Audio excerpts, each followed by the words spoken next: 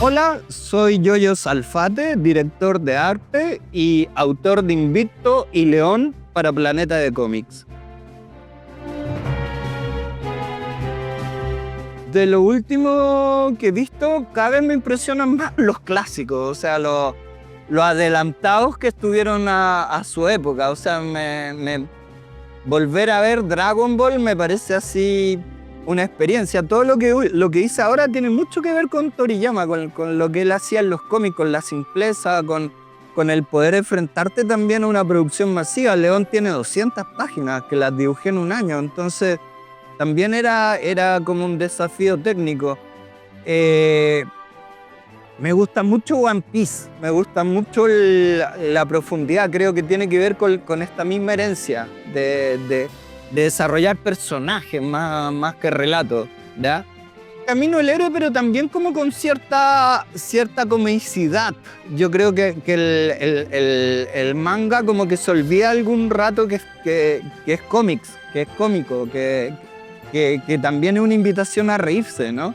Entonces me parece que esas dos obras en ese sentido renovaron la escena, ¿cachai? Hay millones de obras de terror, no sé. Ahora estaba leyendo Vinland Saga, que me pareció súper bueno, ¿cachai? No es tanto el género que me gusta por lo mismo, como que se mete en unas necesidades que a mí me gusta un poco más jugar con la comedia, porque siento que la vida es así también, que tiene mucho de tragicómico, entre comillas. El gran éxito del año de la Hip Hop Hunter, la verdad lo encontré bien un producto de consumo, ¿no? Un poco lo que tú hablabas, y es como hagamos anime, que es lo que lo lleva. O sea, si hubiese sido hace 4 o 5 años atrás, probablemente se parecería más a las producciones de Disney, ¿no? Igual me pareció súper interesante, por ejemplo, el rescate del formato de musical. Ya, ahora postulé a los fondos, por ejemplo, y me criticaron postulé como guión, ¿no? Y me postulaban que no había un desarrollo dramático en los personajes para hacer un largometraje. Y eso es no entender el género, weón. Los dibujos animados son musicales. Disney definió ese formato y todos los otros son legales con ese formato. O sea, tú veis las historias de Miyazaki, de cualquiera, y tiene esta estructura musical, ¿cachai? De 4 piezas que están unidas entre sí en el relato. Eso viene en el caso americano del vodevil, pero por el lado japonés viene del teatro, ¿cachai? El manga viene del teatro, no viene de la relación gráfica. Eran artistas que hacían presentaciones contando cuentos en público e iban acompañándose de ilustraciones, ¿ya? Entonces eso me parece interesante y que no se debe perder. O sea, creo que el anime ofrece eso al final. Otro choque cultural, por ejemplo, que tuve con el Fondo de la Cultura, es que se me criticaba que un personaje se perdía la gráfica, ¿no? Porque usaba el típico recurso del anime de distorsionarlos, ¿no? Que cuando son personajes cómicos se transforman en caricatura y cuando son serios tienen un tratamiento realista. Eso en el código del cómic tradicional y el cómic de actor no se entiende tan fácil, ¿cachai? Y tiene que ver con eso. Y eso a mí me encanta cuando los ojos se ponen grandes, cuando aparece la gotita. ¿Por qué? Porque son expresiones que solo viven ahí, que no viven en otro espacio. Entonces de eso se trata. Es que tiene que ver mucho con la diferencia. ¿Por qué? Porque el cómics tradicional viene de una industria. Y es una industria de merchandising. Entonces los personajes tienen patrones y tienen que ser reconocibles, ¿está ahí? Y de hecho, lo primero que hace Tezuka es que agarra a Superman, agarra a Terminator y los mete en estos códigos chibi. El primer Superman que vimos así con la gotita fue en un cómics de él, ¿no? Entonces, no sé, a mí ese lenguaje me parece delicioso. O sea, en general el lenguaje del cómics, ¿cachai? Porque habita ahí esta cosa congelada que tiene, que tú podís mirarlo todo el rato que queráis y llevar como tu ritmo de lectura. Hay un montón de cosas que habitan ahí y que son propias de eso y que son las herramientas para narrarlo, ¿cachai?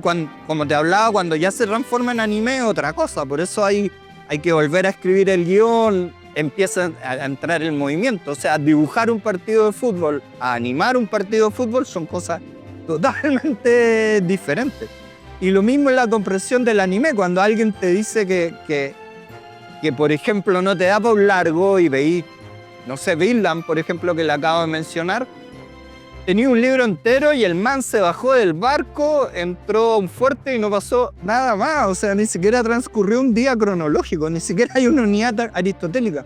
Son otros tiempos, ¿cachai? Cuando tú estás familiarizado con el formato, sabés que en un penal podía ser un capítulo, ¿no? Como lo hacían en el Slam Dunk, por ejemplo, que el gallo iba en el aire a meter la pelota y le pasaba la vida entera por el frente y continuará en el próximo capítulo y, bueno, en tiempo cinematográfico de un segundo.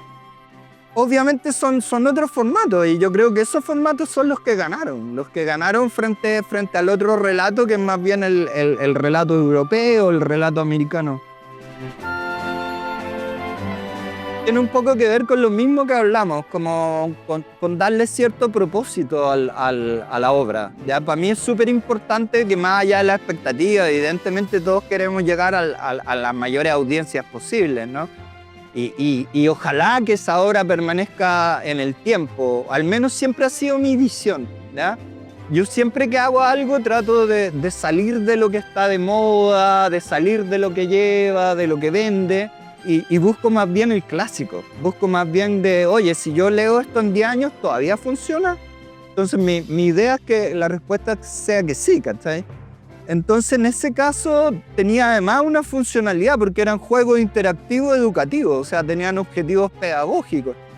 Y ya nace esta idea de construir un mundo propio. A mí lo educativo, que no sé, me parece un súper mal término lo educativo. Yo creo que viene de dos lados. Uno de mi TDA, de esta cosa como el Ortega, como Martínez, como todos los, como Félix Vega, de ser obsesivo como con los temas. Y yo creo que viene con como la tradición del Temo Lobo. ¿Cachai? Yo creo que el Mampato nos marcó mucho esa generación en que podía ser más. Las cosas pueden tener más sentido que solo entretener. Y sobre todo te pueden abrir la curiosidad, te pueden invitar a conocer otro mundo. Entonces, para mí tiene que ver con eso. En el caso de Abra Palabra tuvo que ver con recoger un montón de cosas que no eran propias. Para empezar, el organillo. En esa época los organillos no eran muy utilizados, ¿cachai? El concebir como un mundo propio, que fuera latino, pero que al mismo tiempo no fuera esta cosa media lana, media aburrida, rural, ¿cachai? Sino que tuviera que ver como con nuestros mitos, con nuestras vivencias. Entonces fue una experiencia genial, ¿no? Es una especie de historia de terror donde yo quería que los niños sintieran no miedo frente al proceso de lectura, sino que quisieran ayudar al conejo, que el conejo siempre fuera el que tuviera más miedo en este relato y los niños más bien desde ahí se involucraran sin darse cuenta que el proceso lo estaban viviendo ellos. Lo más lindo es ver cómo esto perdura. O sea, yo cada vez que veo que siguen sacando versiones actualizadas del programa, que la gente me pregunta cómo poder utilizarlo hasta el día de hoy, o que me dicen que los marcó, que a raíz de eso hoy día trabajan también en pedagogía. Pucha, eso era lo que buscaba y lo que sigo buscando con mi obra. O sea, de que de alguna manera para mí el máximo logro es ver cómo sigue Percebado en la calle, encontrarme con los álbumes que hicimos en Salo, con estos juegos, con las Trauco, cuando uno va a las ferias de pulga, en los coleccionistas. Yo creo que eso habla como de algo lo que te hablaba, que tiene como vocación de permanecer, de formar parte de la cultura, del patrimonio. Mira, con Invicto tuve muchos comentarios de padres, sobre todo, que me decían, oye, mi hijo no lee nada, para él es una tortura, y se entretuvo mucho con tu libro, lo leyó muy rápido. Para mí tiene que ver con eso, con rescatar la lectura, que yo creo que está un poco en riesgo hoy día. Entonces es un libro que busca ser transversal, igual que el anterior, que tiene niveles de lectura muy sencillos, como si te gusta el fútbol, pero también más profundo. Es una historia que tiene que ver con la búsqueda de la sombra, con la búsqueda del autocuidado, con la búsqueda del amor propio, con la búsqueda del camino en la vida. Entonces, tú lo podís leer a esos distintos niveles, yo creo. Entonces espero que resuene en las audiencias más jóvenes, pero también en los mayores. Creo que es interesante también hacer el ejercicio completo, o sea, de ojalá leer los 2 libros y de a poco poder ir completando un poco más también el puzzle de lo que somos.